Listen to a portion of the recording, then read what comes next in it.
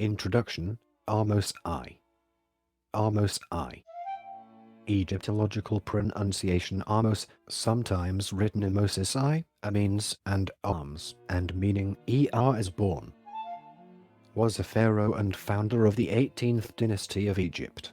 He was a member of the Theban royal house, the son of Pharaoh Sekhmenetau and brother of the last pharaoh of the 17th dynasty, Ahmose.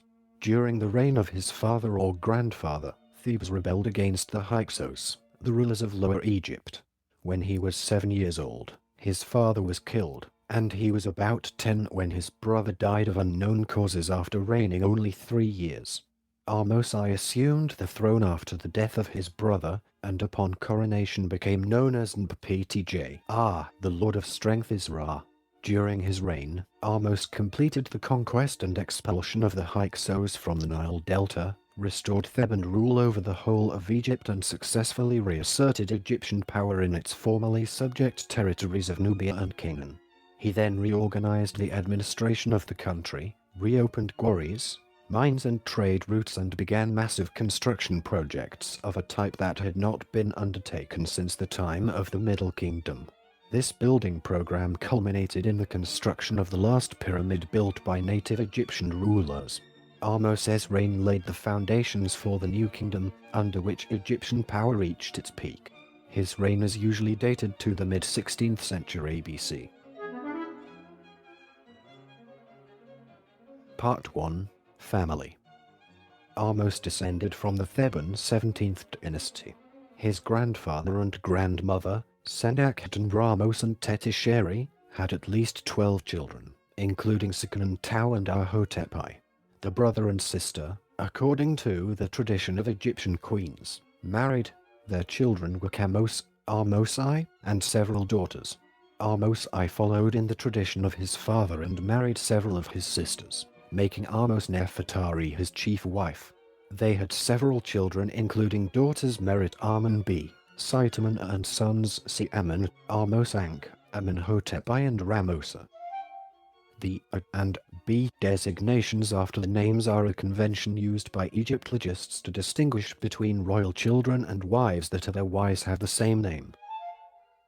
They may also have been the parents of Mutnefret, who would become the wife of later successor Thutmose I. Ahmose Ankh was Ahmose's heir apparent, but he preceded his father in death sometime between Ahmose's 17th and 22nd regnal year. Ahmose was succeeded instead by his eldest surviving son, Amenhotep I, with whom he might have shared a short regency. There was no distinct break in the line of the royal family between the 17th and 18th dynasties. The historian Manetho, writing much later during the Ptolemaic kingdom, considered the final expulsion of the Hyksos after nearly a century and the restoration of native Egyptian rule over the whole country a significant enough event to warrant the start of a new dynasty. Part 2. Dates and length of reign.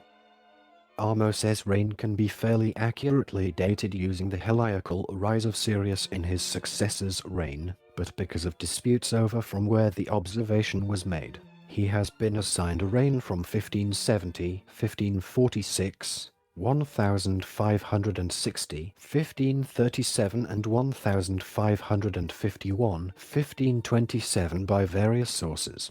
Manetho supposedly gives Ahmose a reign of 25 years and 4 months. But, as Manetho called the first ruler of his dynasty Thutmose, he probably intended someone else. This figure is seemingly supported by a year 22 inscription from his reign at the stone quarries of Tura. A medical examination of his mummy indicates that he died when he was about 35, supporting a 25-year reign if he came to the throne at the age of 10. The radiocarbon date range for the start of his reign is 1570, 1544 BC, the mean point of which is 1557 DC. Alternative dates for his reign: 1194 to 1170 BC were suggested by David Roll, but these were rejected by the majority of Egyptologists even before the radiocarbon date was published in 2010. Part 3. Campaigns. The conflict between the local kings of Thebes and the Hyksos king Apepi had started during the reign of Ahmose's father, Seqenentu, and would be concluded after almost 30 years of intermittent conflict and war during his own reign. Seqenentu was possibly killed in a battle against the Hyksos, as his much-wounded mummy gruesomely suggests, and his successor Ahmose, likely Ahmose's elder brother, is known to have attacked and raided the lands around the Hyksos capital, Avaris, modern Tel El Dabba. Ahmose evidently had a short reign, as his highest attested regnal year is year 3, and was succeeded by Ahmose I. Apepi may have died near the same time. The two royal names, or Oser and Akenin, known for Apepi attested in the historical record were for the same Hyksos king that were used by Ahmose's opponent at different times during the latter king's reign. Ahmose ascended the throne when he was still a child, so his mother, Ahotep, reigned as regent until he was of age. Judging by some of the descriptions of her regal roles while in power, including the general honorific carer for Egypt, she effectively consolidated the Theban power base in the years before Ahmose assumed full control. If in fact Apepi II was a successor to Apepi I, then he is thought to have remained bottled up in the delta during Ahotep's regency, because his name does not appear on any monuments or objects south of Bubastis. Part 3. Campaigns. Chapter 1. Conquest of the Hyksos. Ahmose began the conquest of Lower Egypt held by the Hyksos starting around the 11th year of Kamudi's reign, but the sequence of events is not universally agreed upon. Analyzing the events of the conquest prior to the siege of the Hyksos capital of Avaris is extremely difficult. Almost everything known comes from a brief but invaluable military commentary on the back of the Rind mathematical papyrus, consisting of brief diary entries, one of which reads, "While in the past this regnal year date was assumed to refer to Ahmose, it is today believed instead to refer to Ahmose's Hyksos opponent Kamudi, since the Rind papyrus document refers to Ahmose by the inferior title of Prince of the South rather than King or Pharaoh, as a Theban supporter of Ahmose surely would have called him." Anthony Sparlinger, in a JNES 60. 2001. Book review of Kim Ryhold's 1997 book, The Political Situation in Egypt During the Second Intermediate Period, c. 1800–1550 BC, notes that Ryhold's translation of the middle portion of the Rind text chronicling Ahmose's invasion of the Delta reads instead as the first month of Akhet, 23rd day, he of the south, i.e., Ahmose strikes against Sile. Sparlinger stresses in his review that he does not question Ryhold's translation of the Rind text but instead asks whether the Rind papyrus illustrates some of Ahmose's military strategy when attacking the delta. Entering Heliopolis in July, he moved down the eastern delta to take Teru, the major border fortification on the Horus Road, the road from Egypt to Canaan, in October, totally avoiding Avaris. In taking Teru, he cut off all traffic between Canaan and Avaris. This indicates he was planning a blockade of Avaris, isolating the Hyksos capital from help or supplies coming from Canaan. Records of the latter part of the campaign were discovered on the tomb walls of a participating soldier, Ahmose, son of Ebanna. These records indicate that Ahmose I led 3 attacks against Avaris, the Hyksos capital, but also had to quell a small rebellion further south in Egypt. After this, in the 4th attack, he conquered the city. He completed his victory over the Hyksos by conquering their stronghold Sharuhan near Gaza after a 3-year siege. Ahmose would have conquered Avaris by the 18th or 19th year of his reign at the very latest. This is suggested by a graffito in the quarry at Tura whereby oxen from Canaan were used at the opening of the quarry in Ahmose's regnal year 22. Since the cattle would probably have been imported after Ahmose's siege of the town of Sharuhan which followed the fall of Avaris, this means that the reign of Kamudi must have terminated by year 18 or 19 of Ahmose's 25-year reign at the very latest. Part 3. Campaigns. Chapter 2. Foreign campaigns. After defeating the Hyksos, Ahmose began campaigning in Syria and Nubia. A campaign during his 22nd year reached Ja'i in the Levant and perhaps as far as the Euphrates, although the later pharaoh Thutmose I is usually credited with being the first to campaign that far. Ahmose did, however, reach at least as far as Kedum, thought to be near Byblos. According to an ostracon in the tomb of his wife, Ahmose Nefertari. Details on this particular campaign are scarce, as the source of most of the information, Ahmose, son of Ebanna, served in the Egyptian navy and did not take part in this land expedition. However, it can be inferred from archaeological surveys of southern Canaan that during the late 16th century BC, Ahmose and his immediate successors intended only to break the power of the Hyksos by destroying their cities and not to conquer Canaan. Many sites there were completely laid waste and not rebuilt during this period, something a pharaoh bent on conquest and tribute would not be likely to do. Ahmose I's campaigns in Nubia are better documented. Soon after the first Nubian campaign, a Nubian named Ata rebelled against Ahmose, but was crushed. After this attempt, an anti-Theban Egyptian named Tetian gathered many rebels in Nubia, but he too was defeated. Ahmose restored Egyptian rule over Nubia, which was controlled from a new administrative center established at Buhan. When re-establishing the national government, Ahmose appears to have rewarded various local princes who supported his cause and that of his dynastic predecessors. Part 4. Art and Monumental Constructions. With the reunification of Upper and Lower Egypt under Ahmose, a renewal of royal support for the arts and monumental construction occurred. Ahmose reportedly devoted a tenth of all the productive output towards the service of the traditional gods, reviving massive monumental constructions as well as the arts. However, as the defeat of the Hyksos occurred relatively late in Ahmose's reign, his subsequent building program likely lasted no more than 7 years, and much of what was started was probably finished by his son and successor Amenhotep I. Work from Ahmose's reign is made of much finer material than anything from the Second Intermediate period, though the craftsmanship from his reign does not always match the best work from either the Old or Middle Kingdoms. With the Delta and Nubia under Egyptian control once more, access was gained to resources not available in Upper Egypt.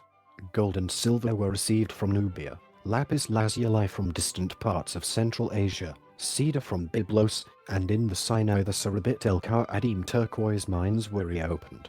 Although the exact nature of the relationship between Egypt and Crete is uncertain, at least some Minoan designs have been found on objects from this period, and Egypt considered the Aegean to be part of its empire. Ahmose reopened the Torah limestone quarries to provide stone for monuments and used Asiatic cattle from Phoenicia to haul the stone, according to his quarry inscription.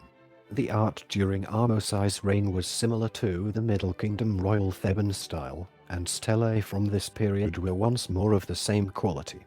This reflects a possibly natural conservative tendency to revive fashions from the pre-Hyksos era. Despite this, only 3 positively identified statuary images of Ahmose I survive, a single shabti kept at the British Museum, presumably from his tomb, which has never been positively located, and 2 life-size statues, one of which resides in the New York Metropolitan Museum, the other in the Khartoum Museum.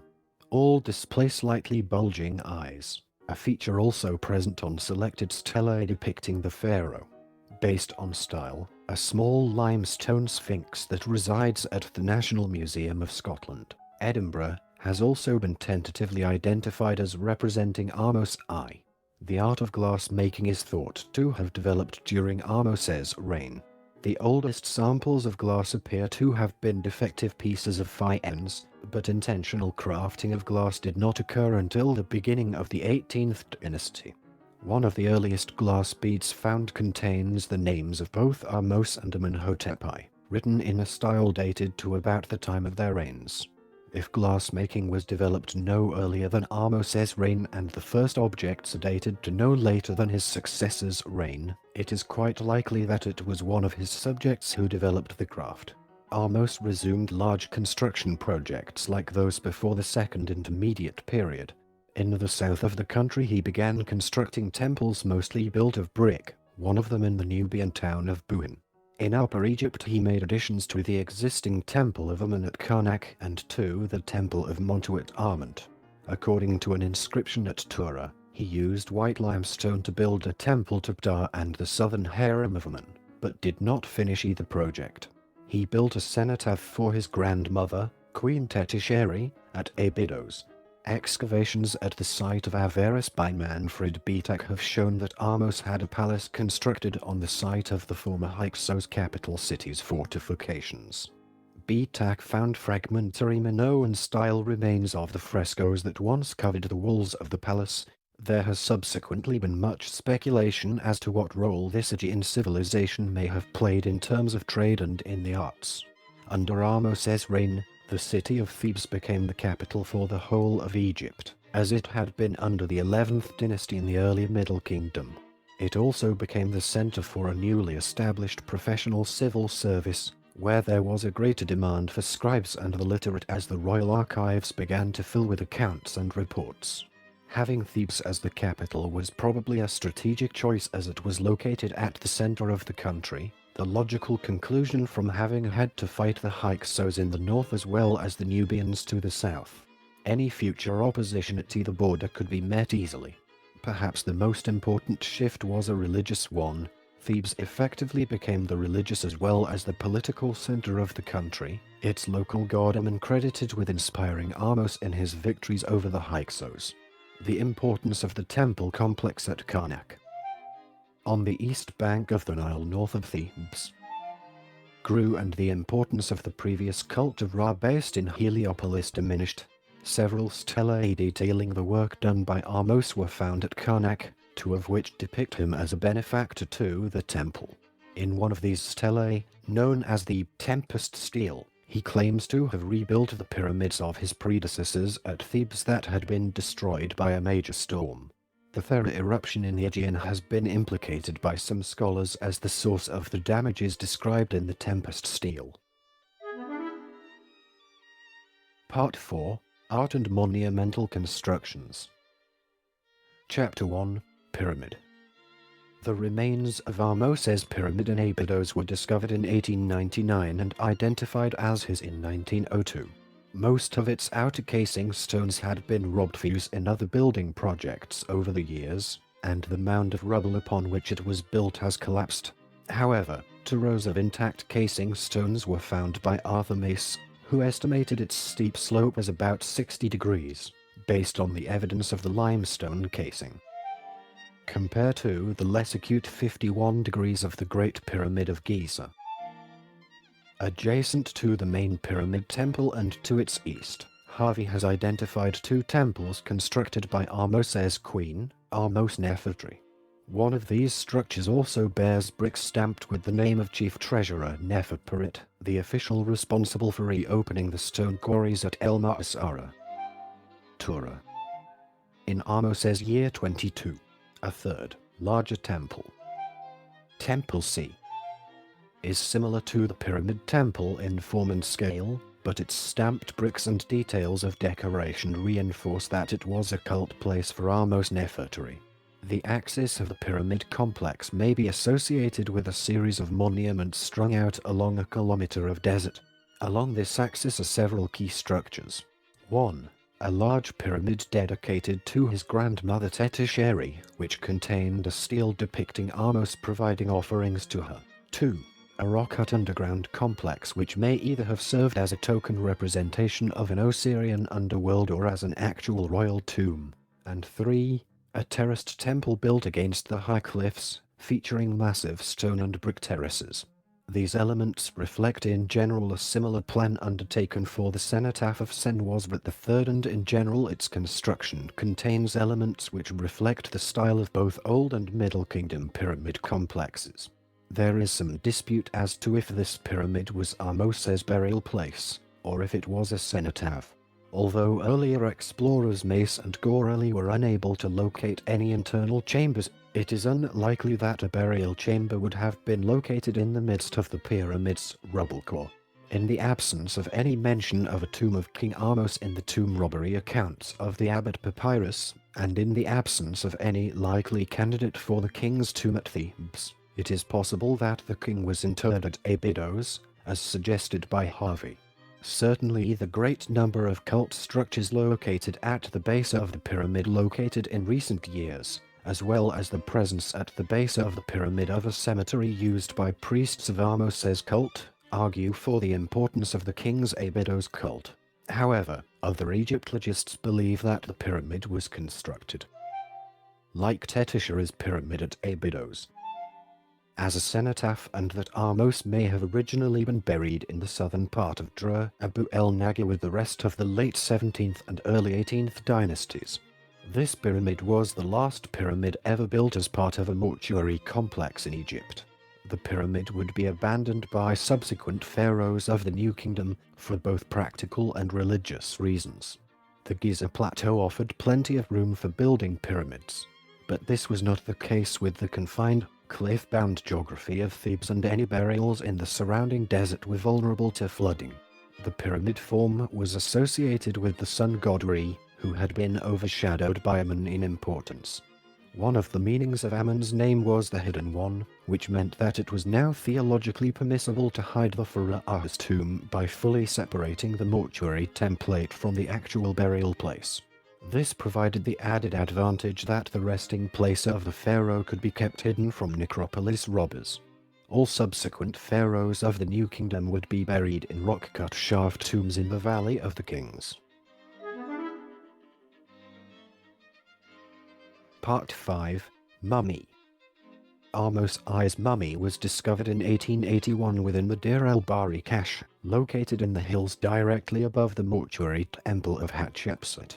He was interred along with the mummies of other 18th and 19th dynasty leaders Amenhotep I, Thutmose I, Thutmose II, Thutmose III, Ramesses I, Seti I, Ramesses II and Ramesses IX, as well as the 21st dynasty pharaohs Pinedem I, Pinedem II and Siamun. Ahmose I's mummy was unwrapped by Gaston Maspero on June 9, 1886. It was found within a coffin that bore his name in hieroglyphs, and on his bandages his name was again written in hieratic script. While the cedar wood coffin's style dates it squarely to the time of the 18th dynasty, it was neither of royal style nor craftsmanship, and any gilding or inlays may have been stripped in antiquity. He had evidently been moved from his original burial place, where he wrapped and placed within the cache at Deir el-Bahri during the reign of the 21st dynasty priest King Pinedem II, whose name also appeared on the mummy's wrappings. Around his neck a garland of delphinium flowers had been placed. The body bore signs of having been plundered by ancient grave robbers, his head having been broken off from his body and his nose smashed. The body was 1.63 m in height. The mummy had a small face with no defining features, though he had slightly prominent front teeth. This may have been an inherited family trait, as this feature can be seen in some female mummies of the same family, as well as the mummy of his descendant, Thutmose II.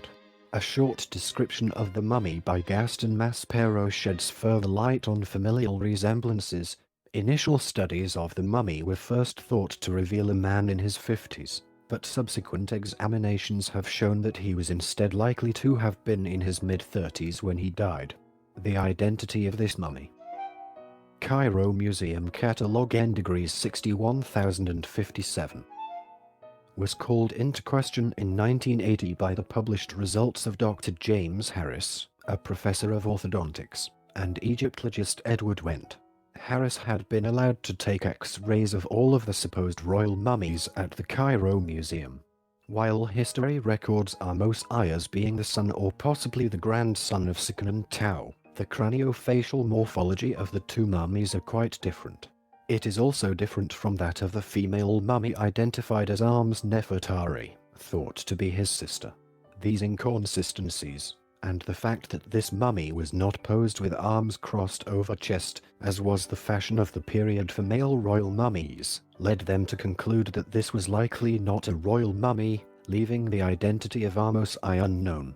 The mummy is now in the Luxor Museum alongside the purported one of Ramesses I, as part of a permanent exhibition called The Golden Age of the Egyptian Military. Part 6. Succession. Ahmose I was succeeded by his son, Amenhotep I. A minority of scholars have argued that Ahmose had a short co-regency with Amenhotep, potentially lasting up to 6 years. If there was a co-regency, Amenhotep could not have been made king before Ahmose's 18th regnal year, the earliest year in which Ahmose Ankh, the heir apparent, could have died. There is circumstantial evidence indicating a co-regency may have occurred, although definitive evidence is lacking. The first piece of evidence consists of 3 small objects which contain both of their preenomen next to one another: the aforementioned small glass bead, a small feldspar amulet, and a broken stele, all of which are written in the proper style for the early 18th dynasty. The last stele said that Amenhotep was given life eternally, which is an Egyptian idiom meaning that a king is alive, but the name of Ahmose does not have the usual epithet true of voice, which is given to dead kings. Since preenomen are only assumed upon taking the throne, and assuming that both were in fact alive at the same time, it is indicated that both were reigning at the same time. There is, however, the possibility that Amenhotep I merely wished to associate himself with his beloved father, who reunited Egypt. Second, Amenhotep I appears to have nearly finished preparations for a festival, or even begun celebrating it, but Amenhotep I's reign is usually given only 21 years, and a festival traditionally cannot be celebrated any earlier than a ruler's 30th year. If Amenhotep I had a significant co-regency with his father, some have argued that he planned to celebrate his festival on the date he was first crowned instead of the date that he began ruling alone. This would better explain the degree of completion of his festival preparations at Karnak. There are 2 contemporary New Kingdom examples of the breaking of this tradition. Hatshepsut celebrated her Hebst festival in her 16th year, and Akhenaten celebrated a festival near the beginning of his 17-year reign. Third, Ahmose's wife, Ahmose Nefertari, was called both King's Great Wife and King's Mother in 2 stelae which were set up at the limestone quarries of Massara in Ahmose's 22nd year. For her to literally be a King's Mother, Amenhotep would already have to be a king. It is possible that the title was only honorific, as Ahotep II assumed the title without being the mother of any known king, though there is a possibility that her son Amenemhat was made Amenhotep I's co-regent, but preceded him in death. Because of this uncertainty, a co-regency is currently impossible to prove or disprove. Both Redford's and Murnana's works on the subject are undecided on the grounds that there is too little conclusive evidence either for or against a co-regency.